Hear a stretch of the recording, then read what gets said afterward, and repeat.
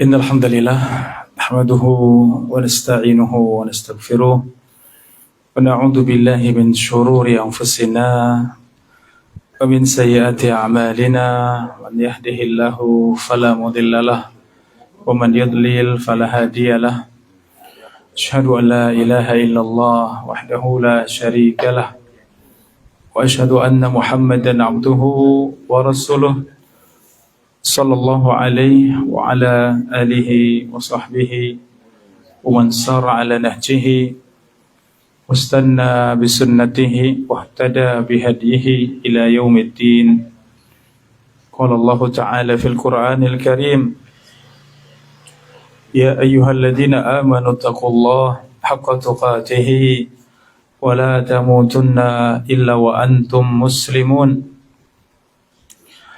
وقال تعالى: يا أيها الذين آمنوا اتقوا الله وقولوا قولا سديدا يصلح لكم أعمالكم ويغفر لكم ذنوبكم ومن يطع الله ورسوله فقد فاز فوزا عظيما. أما بعد. Alhamdulillah, ikhwani fillah, saudara-saudaraku, sedulur semuanya rahimani wa rahimakumullah, bersyukur kepada Allah kembali di malam yang berbahagia ini kita bermajelis ilmu. Di antara tanda Allah Subhanahu wa taala menginginkan kebaikan untuk kita semuanya tatkala hati kita cenderung kepada ilmu. Nabi sallallahu alaihi wasallam bersabda, "Man yuridillahu bihi khairan yufaqihu fid din." Barang siapa diinginkan kebaikan oleh Allah, maka Allah fahamkan kepada agama ini.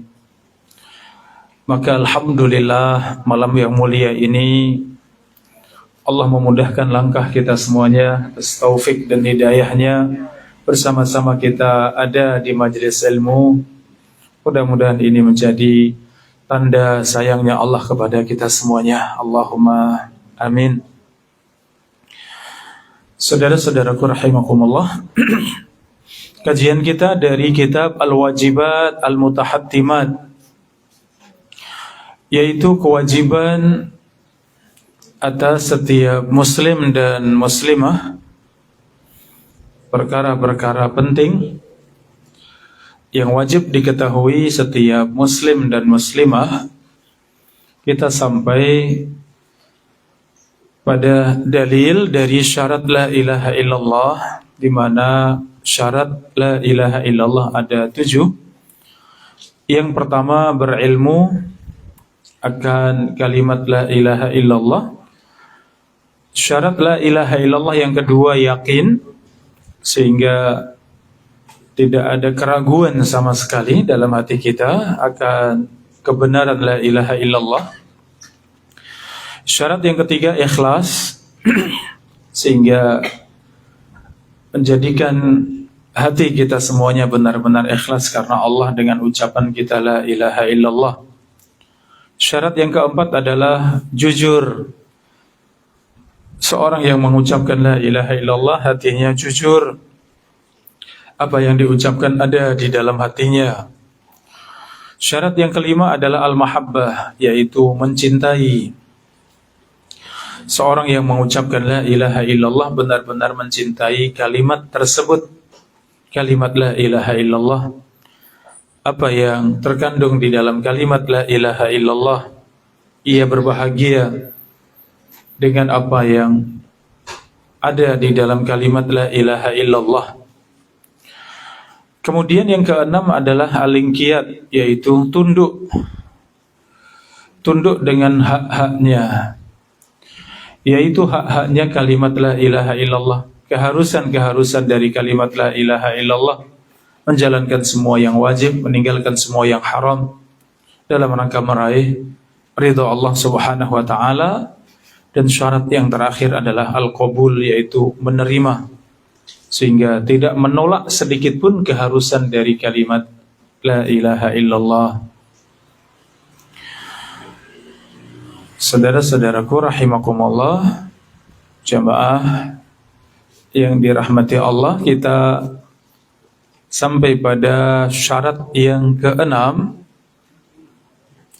setelah al-mahabbah, yaitu al-inqiyad.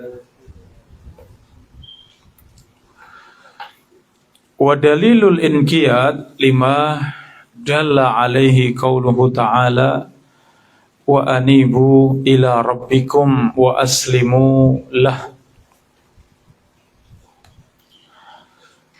yaitu firman Allah di dalam surat Az-Zumar ayat 54, dan hendaknya kalian inabah kepada Rabb kalian, wa aslimu lahu, dan hendaknya kalian berserah diri kepadanya.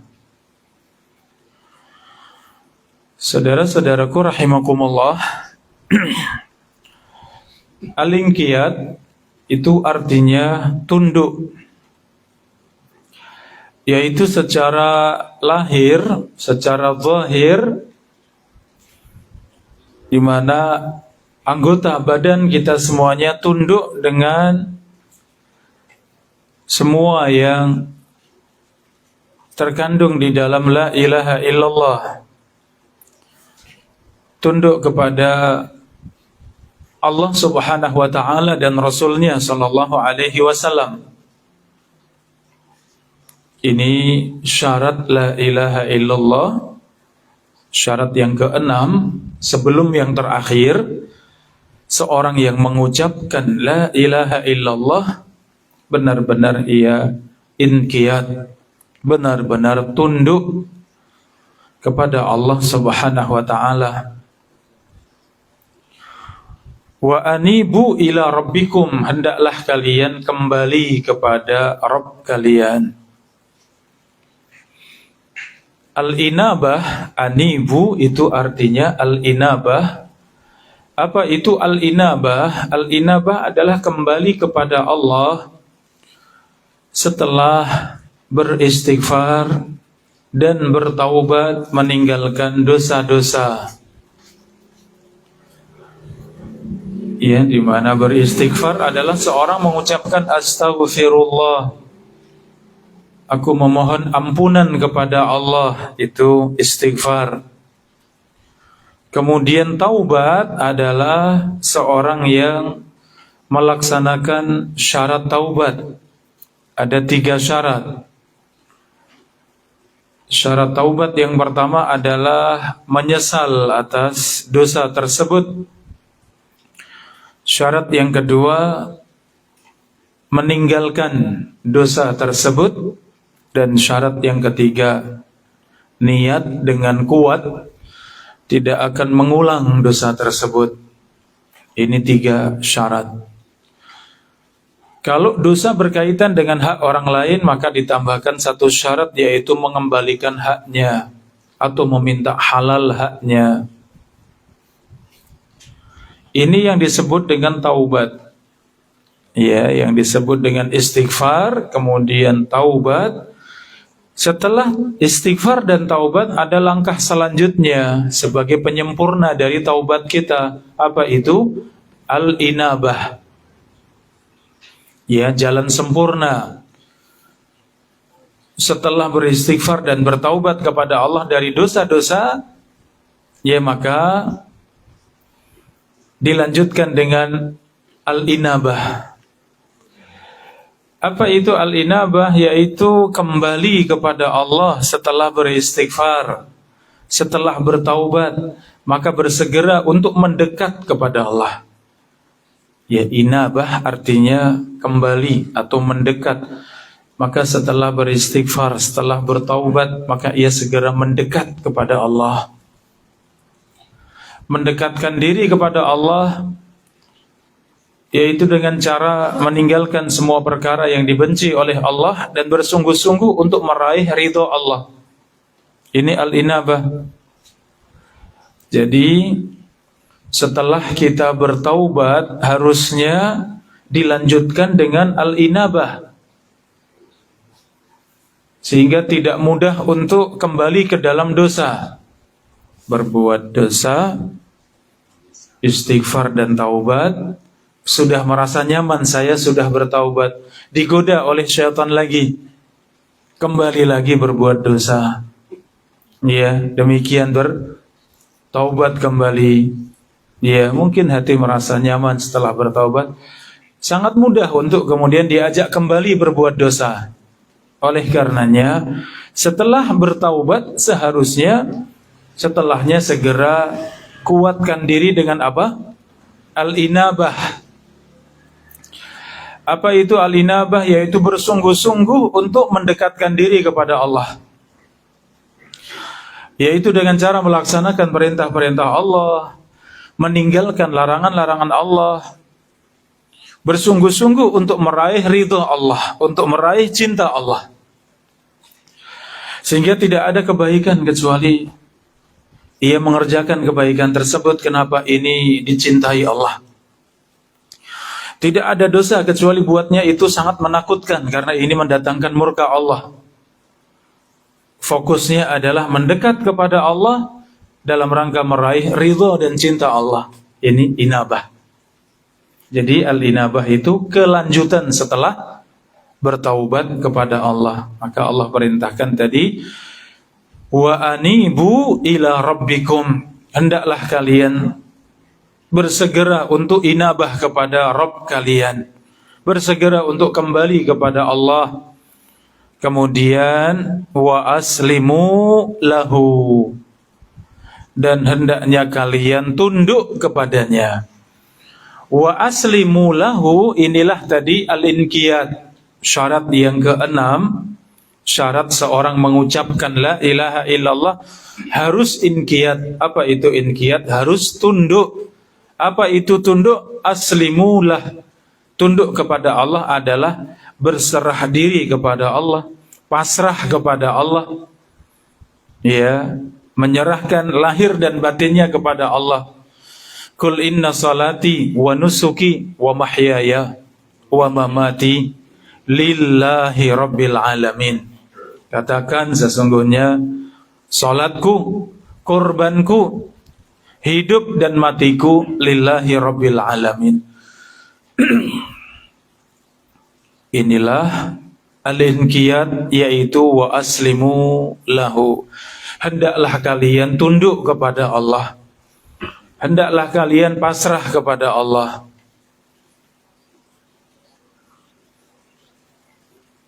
Saudara-saudaraku rahimakumullah, al-inqiyad di antara syarat seorang yang mengucapkan la ilaha illallah harus benar-benar tunduk dengan semua keharusan dari la ilaha illallah. Di antaranya firman Allah di dalam surat An-Nisa ayat 125, wa man ahsanu dinan mimman aslama wajhahu lillah. Dan siapakah yang lebih mulia agamanya dari man aslama wajhahu lillah, dari seorang yang pasrah kepada Allah. Aslama wajhahu itu menyerahkan wajahnya kepada Allah. Ya sedulur rahimakumullah, disebutkan kalimat wajah, ya, dalam Al-Quran dan hadis banyak disebutkan kalimat wajah. Di antaranya juga mengharapkan wajah Allah. Ketika menyebutkan tentang siksa juga, ya, Nabi SAW menyebutkan wajahnya diseret ke dalam api neraka. Di dalam hadis yang lain, ia berjalan dengan wajahnya. Ya, ia berjalan dengan wajahnya. Jadi ternyata wajah ini memancarkan apa yang ada di dalam hati kita. Maka wajah orang-orang yang beriman itu bercahaya di dunia dan di akhirat. Anggota wudhu kita, kedua tangan, wajah, kepala, kaki, itu pada hari kiamat semua bercahaya. Orang-orang beriman semuanya memiliki cahaya, tapi tingkatan cahayanya berbeda-beda. Yang paling ringannya cahaya orang beriman, yang paling sedikitnya itu seperti salah satu jari kakinya bercahaya sedangkan yang lain tidak. Al-zulmu zulumat yaumal qiyamah. Rasulullah sifati hari kiamat itu zulumat, yaitu kegelapan di atas kegelapan. Kegelapan yang bertumpuk-tumpuk. Maka tidak akan bisa melihat kecuali orang-orang yang beriman. Dalam proses perjalanan hari kiamat setelah bangkit dari kubur, semua dikumpulkan Allah di padang mahsyar, semuanya berdiri menunggu kedatangan Allah di satu hari yang lamanya 50.000 tahun. Ketika manusia sudah sangat susah payah 50.000 tahun tersebut, kemudian Allah berikan ilham, manusia mendatangi para nabi meminta syafaat. Nabi Adam, beliau pun menolak, aku tidak punya syafaat, mintalah kepada nabi setelahku. Nabi Nuh, Nabi Ibrahim, Nabi Musa, Nabi Isa, semuanya menolak. Ketika datang pada Nabi SAW, beliau mengatakan, Analaha, aku yang punya syafaat, aku yang punya syafaat. Kemudian Rasulullah sujud di bawah arsy.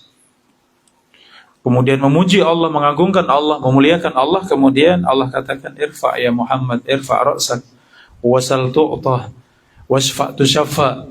Wahai Muhammad, bangunlah engkau, dan mintalah, pasti engkau dikabulkan. Dan berikanlah syafaat, pasti dikabulkan. Disitulah kemudian Allah Subhanahu wa ta'ala menghisab manusia semuanya. Dibagikan catatan amal. Amal kita semuanya ditimbang oleh Allah. Semua didatangkan para saksi dalam amal kita semuanya. Para malaikat bersaksi, para nabi bersaksi, setiap nabi bersaksi untuk umatnya.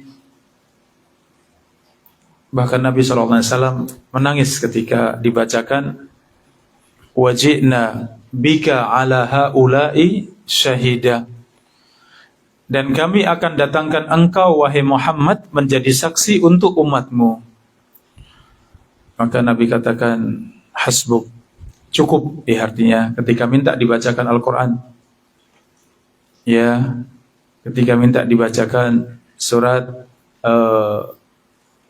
Ali Imran, kemudian Rasulullah kemudian mengatakan cukup. Ternyata beliau sudah menangis, mengingat nanti pada hari kiamat akan menjadi saksi untuk umatnya.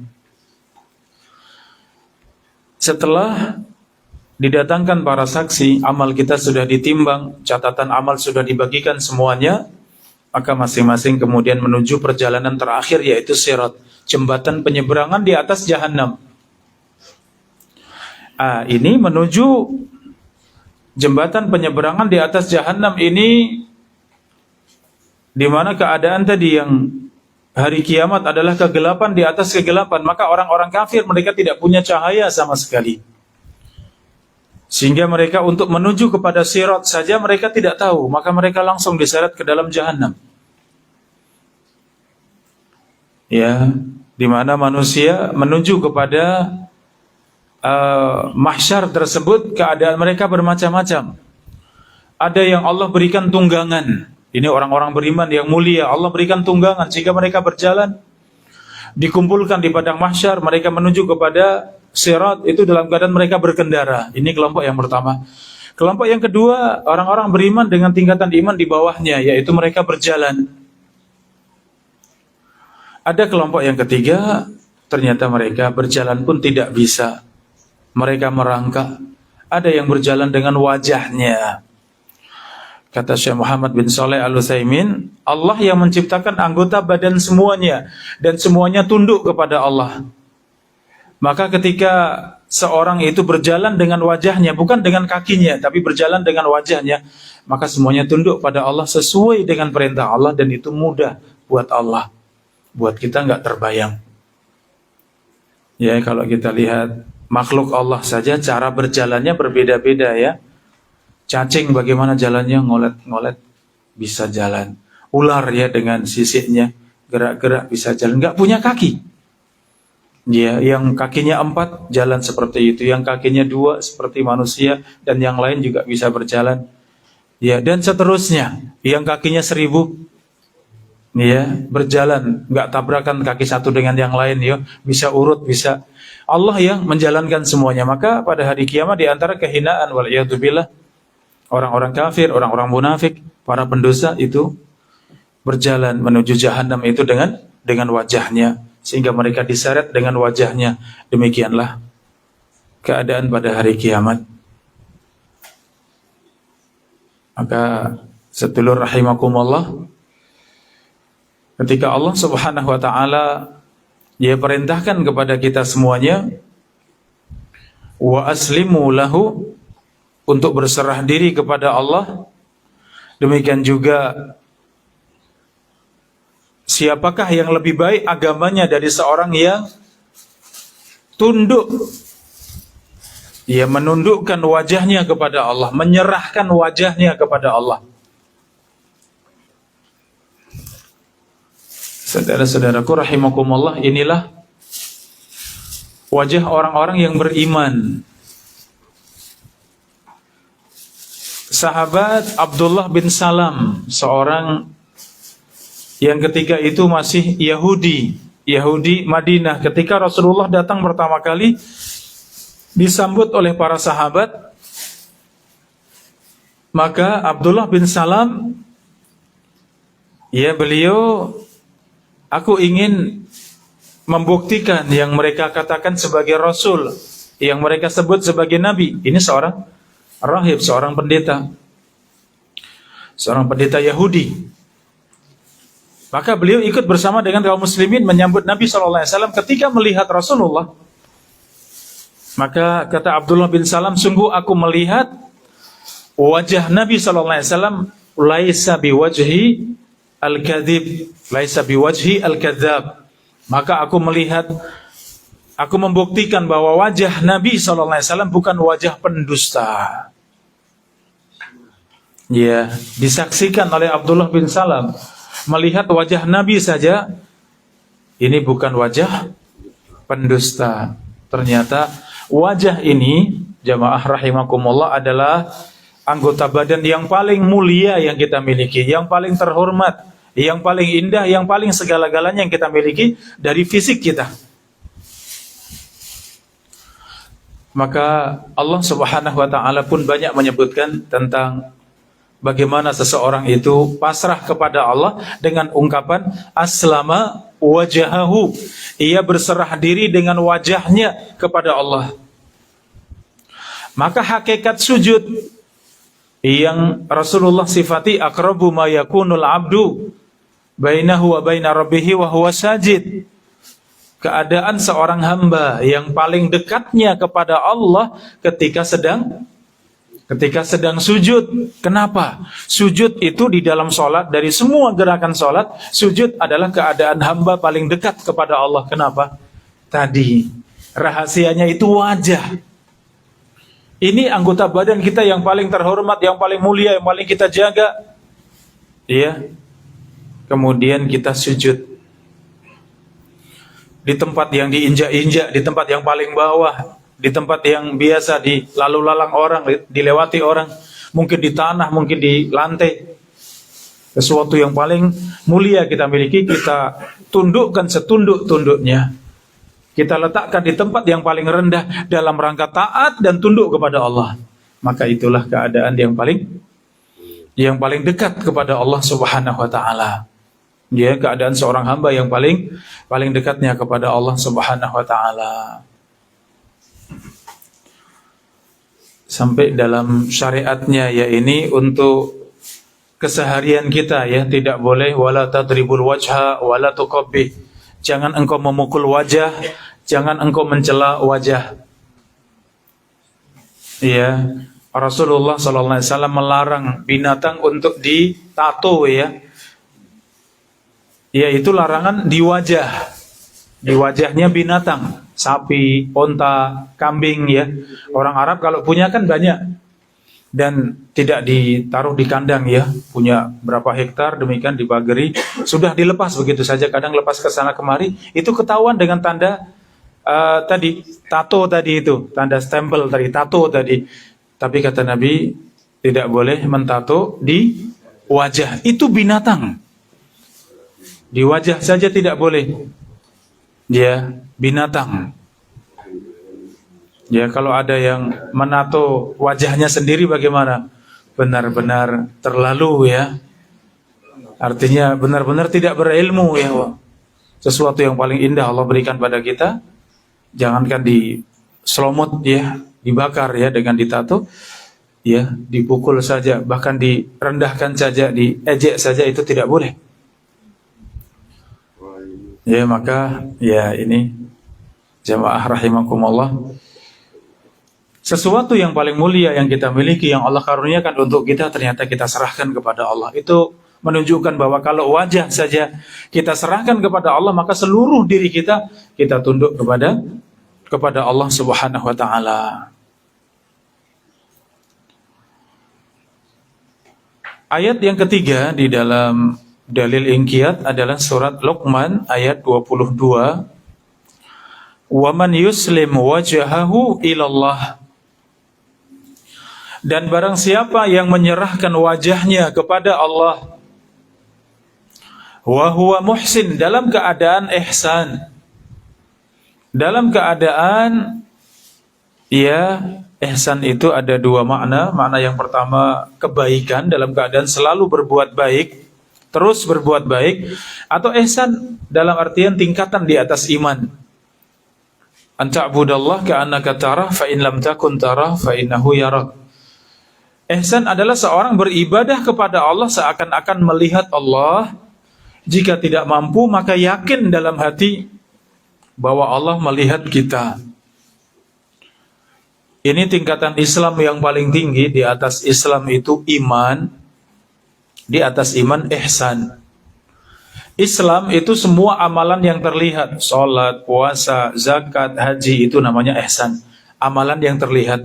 Adapun iman, semua yang ada di dalam hati, beriman kepada Allah, beriman kepada hari akhir, beriman kepada kitab-kitab Allah, malaikat-malaikat Allah, rasul-rasul Allah, itu semua ada di dalam hati, itu di atas Islam. Maka semua yang Islam tidak mesti mukmin, tidak mesti beriman ya, seperti orang-orang munafik, mereka salat, mereka berjihad, tapi ternyata hati tidak ada iman, hanya pada batas Islam, dan kemudian hukumnya kembali kepada Allah.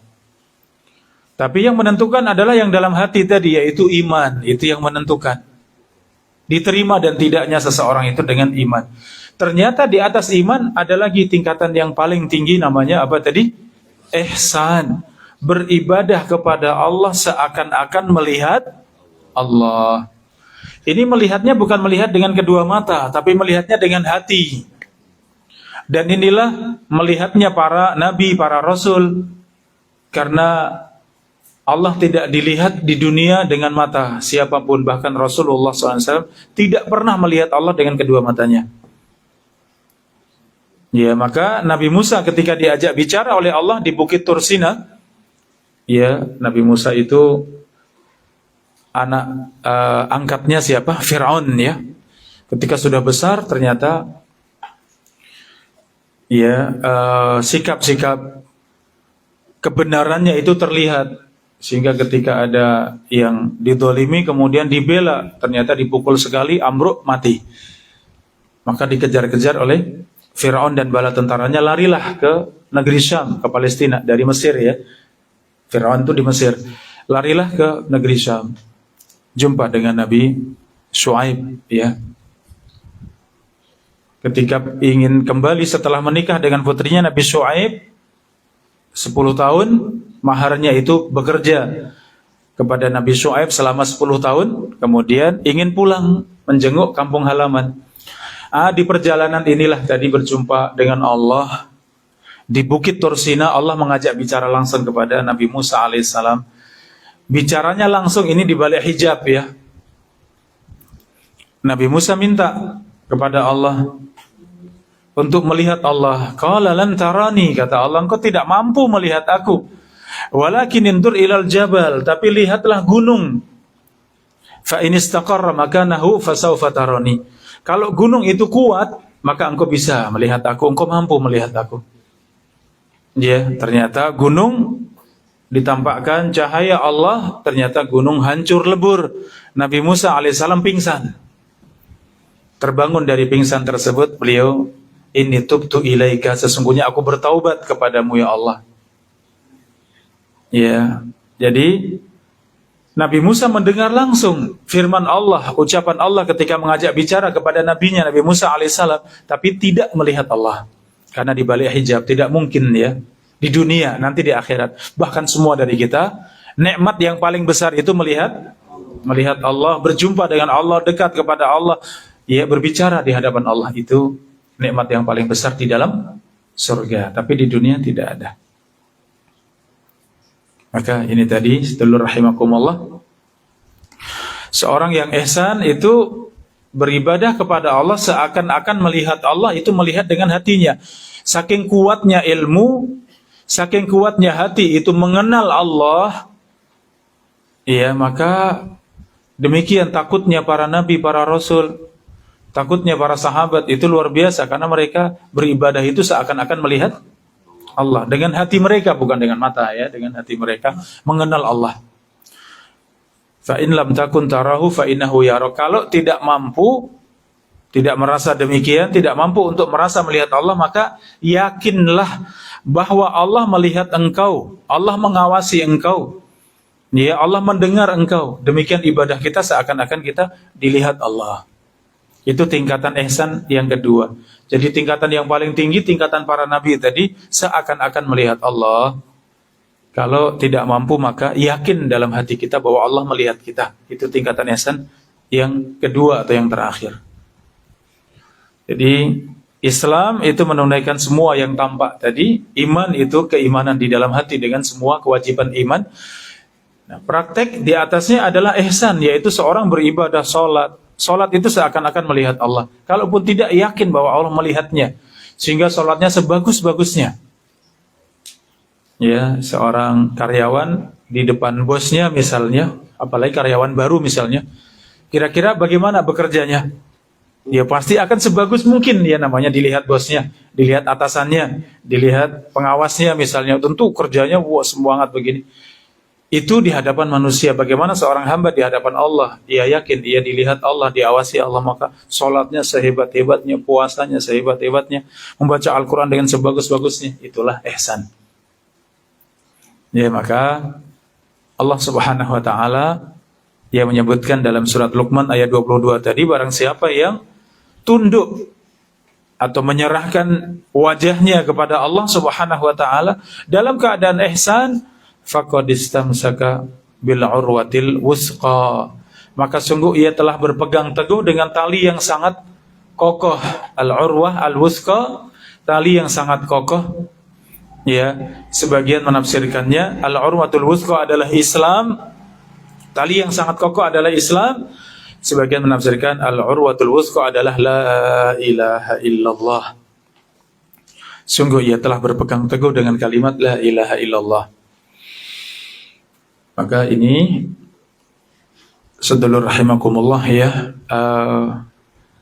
ternyata proses kita untuk memperbaiki, semakin memperbagus agama kita adalah tadi, ayo dari sisi tingkatan yang pertama tadi, Islam itu kita kuatkan, ya, menjaga salat, belajar bagaimana salat yang bagus, salat yang khusyuk, salat yang sesuai dengan rukun dan syaratnya, sesuai dengan wajib dan sunnah-sunnahnya, ya.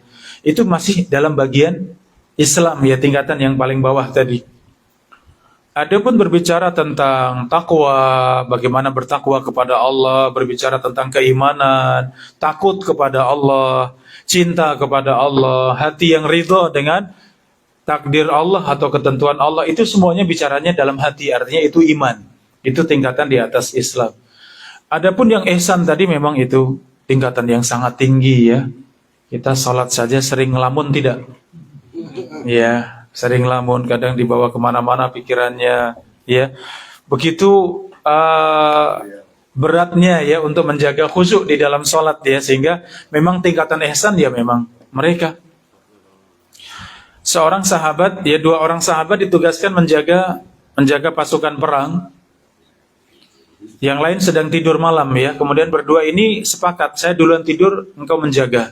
Maka ia menjaga sambil sholat malam. Tahu-tahu dipanah oleh musuh. Terkena panah yang pertama masih dilanjutkan. Terkena panah yang kedua, beliau sudah khawatir. Kalau tidak segera ngasih tahu temannya yang tertidur, khawatir tidak amanah menjaga. Ya, maka segera dibangunkan. Tapi temannya sudah lihat, sudah tertusuk panah seperti itu. Ya, kenapa engkau tidak bangunkan dari awal ya? Setelah terkena langsung bangunkan. Maka kata dia, aku sedang menyelesaikan bacaanku. Kalau bukan khawatir tidak amanah, sungguh aku selesaikan bacaanku. Apakah aku selesai membacanya ataukah saya lebih duluan mati, kata beliau. Kemudian beliau wafat, mati syahid. Nah, itu salat seperti itu, salat yang apa tadi? Yang tingkatan paling tinggi tadi, ihsan ya. Seakan-akan melihat Allah, ya panah kecil di hadapan Allah ya, apa ini? Surga, dicintai Allah, disayang Allah. Ya, sedang asyik membaca, begitu khusyuknya membaca Al-Quran, yang itu adalah ucapan Allah, itu firman Allah, sehingga sangat khusyuk dengan itu. Terkena panah itu nggak dirasakan. Ya, kita ada lalat saja, sudah sibuk ya. Itu kita ya, artinya memang jauh dengan ihsan tadi, tapi kita terus tahulah dengan ilmu kita, insya Allah tambah baik gitu ya.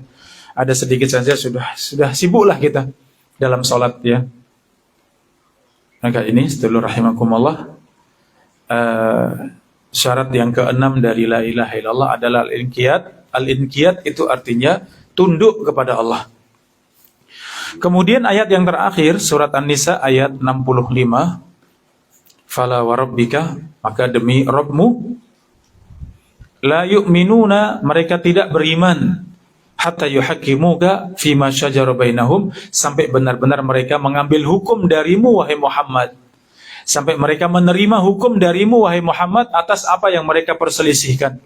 Tsumma la yajidu fi anfusihim harajan, kemudian mereka tidak mendapatkan dalam diri mereka rasa berat dengan hukummu, mimma qadaita, dari apa yang kau putuskan, wa yusallimu taslima, dan benar-benar berserah diri, benar-benar tunduk. Ya, ini sebab turunnya ayat ini. Sebagian ulama menyebutkan kejadian Abdullah bin Zubair radhiyallahu anhu ketika sedang berselisih dengan tetangganya masalah tanah, masalah sumur. Ya, dan Abdullah bin Zubair dalam keadaan benar, tapi ternyata tetangga sangat butuh dengan sumurnya. Ya, maka dibawalah hukum tersebut kepada Nabi SAW. Ternyata Rasulullah katakan, ambil apa yang kamu butuhkan dari air sumur tersebut. Setelah itu persilahkan tetanggamu untuk mengambil, katanya. Ya, hukum dari Nabi seperti itu. Ya, maka ketika sudah dapat hukum yang demikian, beliau kemudian menerima. Padahal sebelumnya sangat kuat ya sengketa dengan tetangga tadi. Ketika sudah Rasulullah putuskan demikian, maka beliau benar-benar menerima, tunduk, pasrah dengan hukum tersebut. Maka turunlah ayat ini. Ya, ini tunduknya para sahabat kepada syariat Allah. Ya, kalau sudah diputuskan oleh Allah, maka sudah benar-benar tunduk, tidak ada lagi ya pilihan yang lain kecuali apa yang Allah putuskan. Ini faedah yang kita ambil, sedulur semuanya rahimakumullah. Di hadapan hukum Allah hendaknya kita la yajidu fi anfusihim harajan. Kita tidak ada rasa berat di dalam hati kita dengan hukum Allah. Ini kita belajar menerima hukum Allah, dan inilah sifat inqiyad, sifat tunduk kepada Allah. Ketika Allah putuskan, Allah berikan syariat yang ini halal, yang itu haram, ya zina itu haram, riba itu haram, ya, maka benar-benar tunduk dengan hukum Allah. Tidak ada rasa berat di dalam hati mereka. Wa yusallimu taslima, dan benar-benar pasrah, benar-benar tunduk kepada Allah Subhanahu wa taala. Dalil yang terakhir dari hadis Nabi sallallahu alaihi wasallam, la yu'min ahadukum hatta yakuna hawahu taba'an lima ji'tu bihi. Menafsirkan inqiyad yaitu tunduk kepada Allah, di mana fisik kita semuanya tunduk pada Allah. Tentu kalau fisik saja tunduk, apalagi hati kita, ya. Yang itu syarat yang terakhir yaitu al-qabul, insyaallah kita bahas di pertemuan berikutnya. Syarat yang terakhir yang ketujuh yaitu al-qabul, menerima, yaitu menerima dengan hati. Itu bedanya inqiyad dengan qabul. Inqiyad itu menerima dengan anggota badan, adapun qabul itu menerima dengan hati. Maka Nabi SAW bersabda, tidaklah beriman seorang dari kalian sampai benar-benar hawa nafsunya tunduk dengan apa yang aku bawa. Apa itu inqiyad? Apa itu tunduk? Yaitu hawa nafsunya tunduk dengan semua yang datang dari Nabi SAW. Hawa nafsunya ingin sesuatu, ternyata itu dilarang oleh Nabi, maka mengalahkan hawa nafsunya dan lebih mendahulukan tunduk kepada siapa?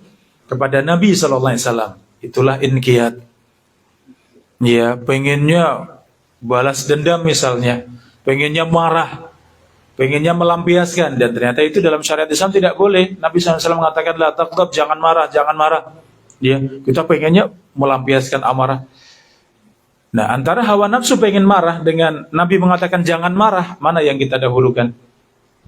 Kalau kita tunduk, ya pasti kita akan mengikuti apa yang Rasulullah perintahkan. Hawa nafsu kita kalahkan. Inilah tunduk, ya, inilah inqiyad. Tidak sempurna iman seorang dari kalian sampai hawa nafsunya tunduk dengan apa yang datang dari Nabi SAW.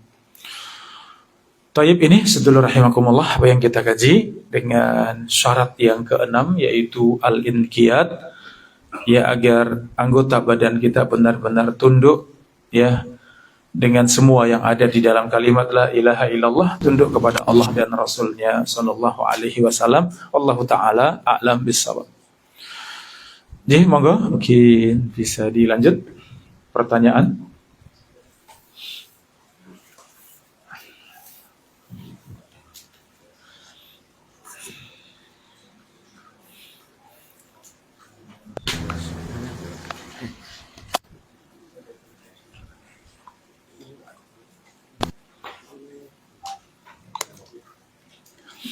Ya, monggo siapa yang mulai dulu? Biasanya kurang-kurang waktunya untuk pertanyaan.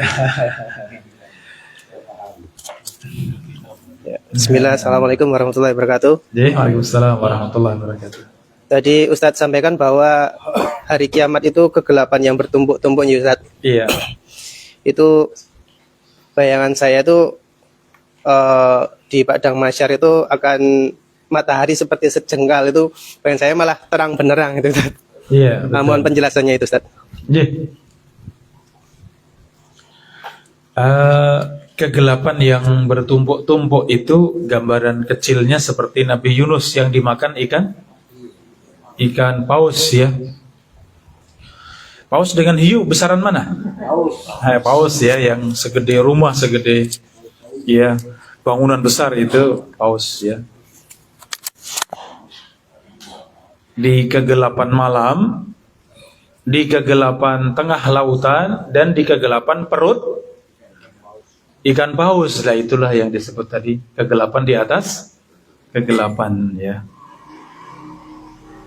Adapun tadi di padang mahsyar tadi itu, ya, ketika manusia menunggu kedatangan Allah, ya, dan manusia berdiri selama 50.000 tahun. Ini untuk orang-orang kafir, orang-orang munafik, non-muslim, semua seperti itu. Adapun orang-orang beriman maka sesuai dengan tingkatan imannya. Semakin kuat imannya, semakin sebentar rasanya hari kiamat. Ya, jadi Allah ringankan untuk orang-orang beriman. Nah, keadaan ketika menunggu kedatangan Allah itu tentu matahari di atas kepala tadi sampai keringat itu bercucuran sesuai dengan tingkatan imannya. Ada yang sampai selututnya, ada yang sepusernya, ada yang sedadanya, sedagunya, ada yang tenggelam dengan keringatnya sesuai dengan tingkatan iman masing-masing. Nah, ketika proses sudah tadi, Allah datang pada hari kiamat untuk menghisap semuanya, segera memutuskan untuk semuanya, maka dibagilah catatan amal, didatangkan para saksi, kemudian ditimbang amal kita, kemudian orang-orang beriman, semua pengikut para nabi mendatangi para nabi di telaganya masing-masing, dan telaga yang paling indah, paling luas, paling besar, paling sempurna adalah telaganya Nabi SAW. Setelah itu kemudian berjalan menuju ke sirat tadi. Nah, ketika berjalan menuju sirat itulah kemudian Allah jadikan kiamat itu zulumat, zulmu zulumat yaumal qiyamah.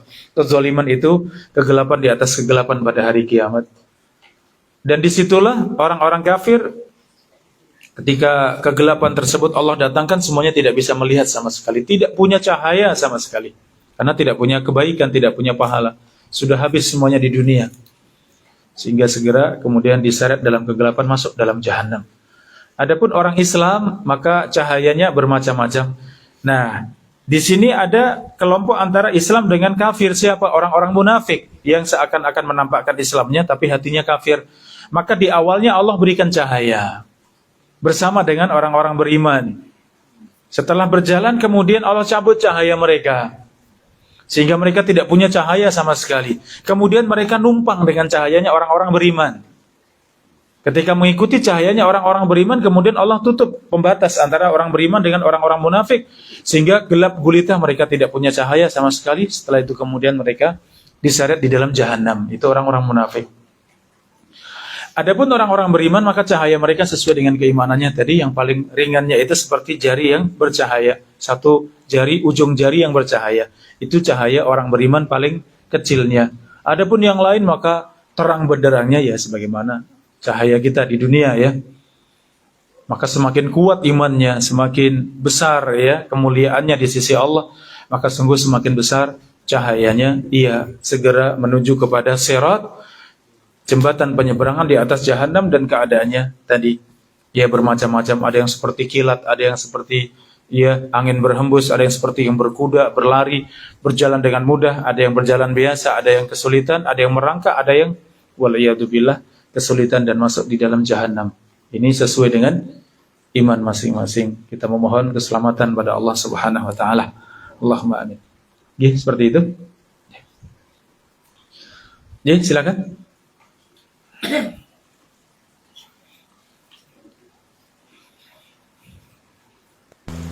Assalamualaikum warahmatullahi wabarakatuh.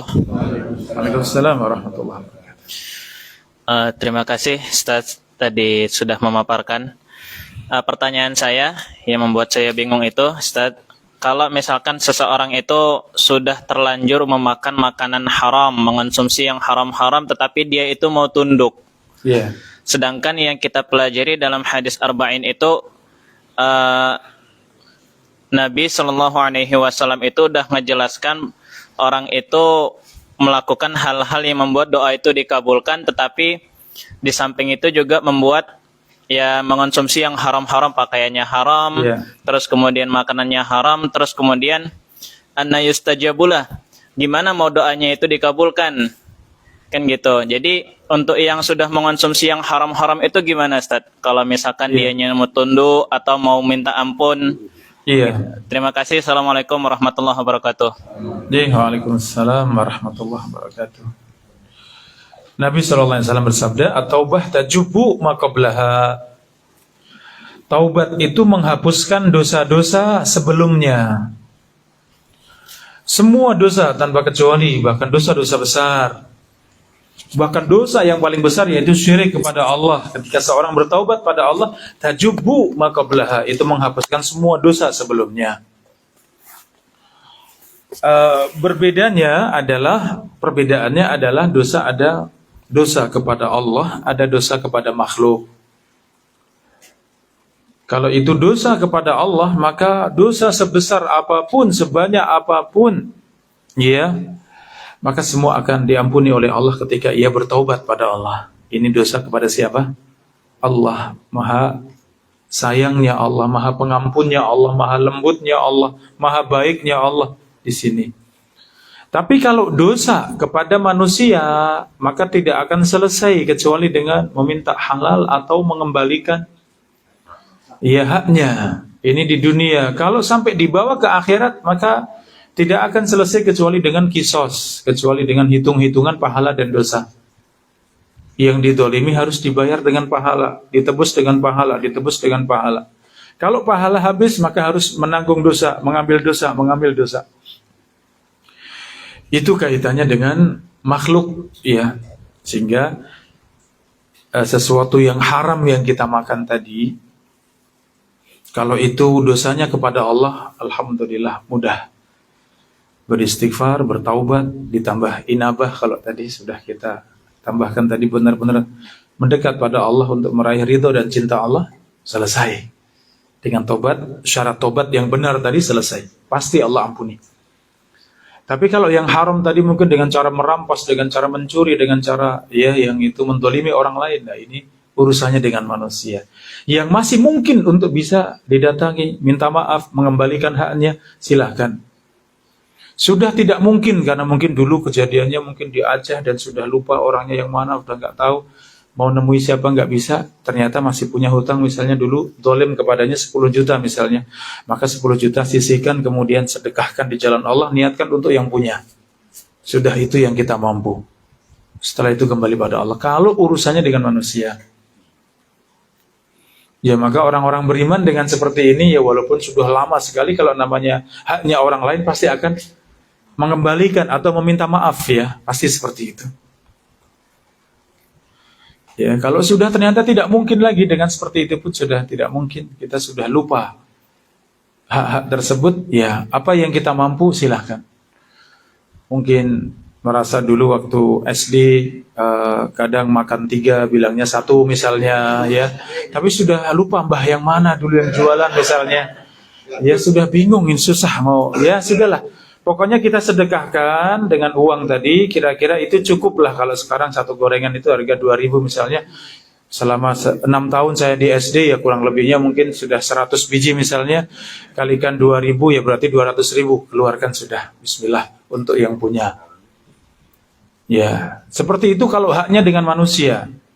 Selesaikan di dunia, sebisa mungkin selesaikan di dunia semuanya. Jangan sampai menyisakan di akhirat karena urusannya pahala dan dosa. Ya, jadi ketika tadi daging kita tadi kok ada dari yang haram, ya kalau haram mungkin karena makan daging babi tapi diambilnya benar, tetap beli juga misalnya, ya, itu kan benar ya, kemudian ngambil daging babi dan dimakan, nah itu berarti dosa kepada Allah bukan pada manusia, dosanya kepada Allah, maka cukup dengan taubat selesai. Tapi kalau ternyata tadi daging babinya ternyata mencuri babi, kemudian disembelih, dimakan, wah sudah double-double ya, dosa pada Allah, dosa juga mencuri ya. Jadi, nah itu harus, ya artinya meminta maaf, paling enggak minta maaf. Sesuatu yang halal bisa dikembalikan, kalau perkara yang haram dulu misalnya, ngutang minuman keras misalnya.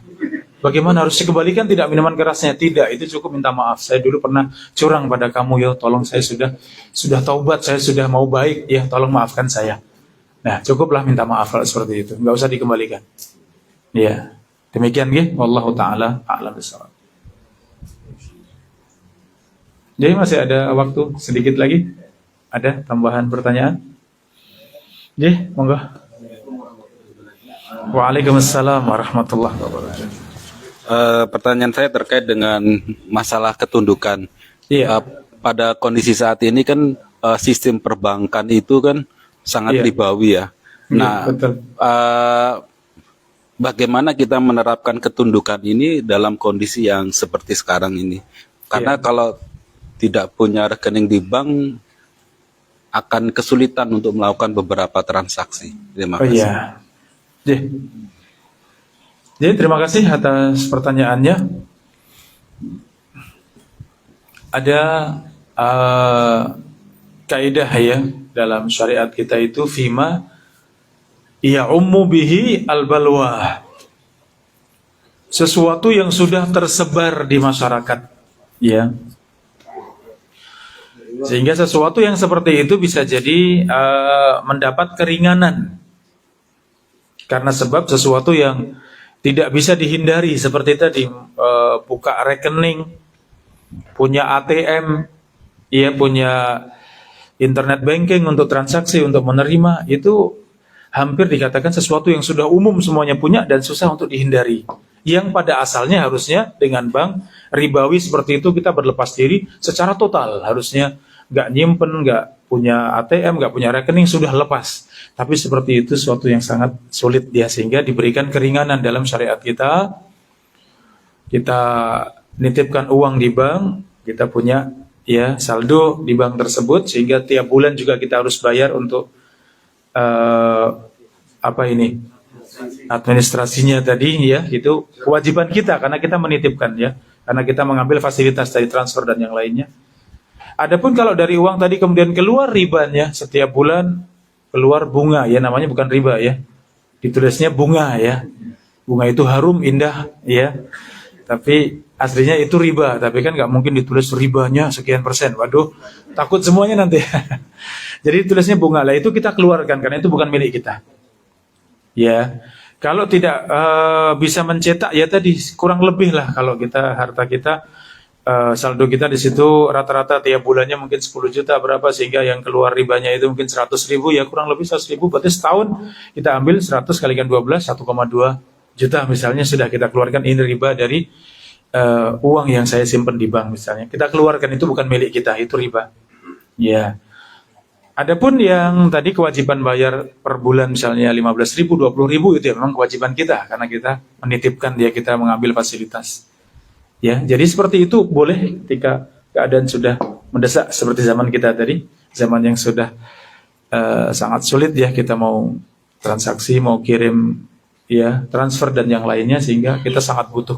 Bahkan sekarang untuk tol saja kita bayarnya pakai gesek, ya. Dulu masih tunai dulu, ya, masih nunggu dulu kembalian, ya, sekarang langsung jalan, ya. Ya, itu di antara kemudahan yang ada, tapi juga menyisakan sedikit PR tadi, dan alhamdulillah Islam juga agama yang mudah, sesuatu yang mendesak itu diberikan hukum khusus kita. Wallahu taala alam. Sampun jamaah rahimakumullah, untuk perjumpaan kali ini jam 9:12, alhamdulillah kita selesai. Apa yang kita kaji mudah-mudahan banyak manfaatnya, ya, menambahkan hasanah kita, ilmu kita, keimanan dan ketakwaan kita, khususnya masalah ketundukan kepada Allah, ya. Kalau sudah ada ayatnya, ada hadisnya, kita fahami dengan benar dan kita sudah mengambil hukum dari ayat dan hadis tadi, sudah sami'na wa ata'na, harus begitu karena sudah tunduk kepada Allah dan Rasulnya. Sudah tidak pilah-pilah lagi. Boleh tidak kita cari-cari mana yang paling ringan? Tanya Ustadz sana, ini boleh enggak? Enggak boleh. Waduh, kok enggak boleh? Saya cari yang boleh. Cari, tanya sana lagi, boleh enggak ini? Enggak boleh. Waduh, masih enggak boleh juga. Cari lagi Ustadz yang lain, boleh. Ini yang saya cari. Boleh enggak seperti itu? Jangan. Ya, itu bisa banyak terjatuh dalam perkara yang tidak benar kalau seperti itu. Tapi seorang bertanya benar-benar ingin berilmu, bukan ingin cari yang paling, ya, yang paling sesuai dengan hawa nafsu, tapi benar-benar ingin cari ilmu, yakin benar, maka pegang dan amalkan. Ya, mudah-mudahan demikian yang kita pelajari bermanfaat untuk kita semuanya. Wallahu taala a'lam bishawab. Kita tutup dengan doa kafaratul majlis. Subhanakallahumma wa bihamdika asyhadu an la ilaha illa anta astaghfiruka wa atubu ilaik. Ada kurang lebihnya mohon maaf. Wassalamualaikum warahmatullahi wabarakatuh.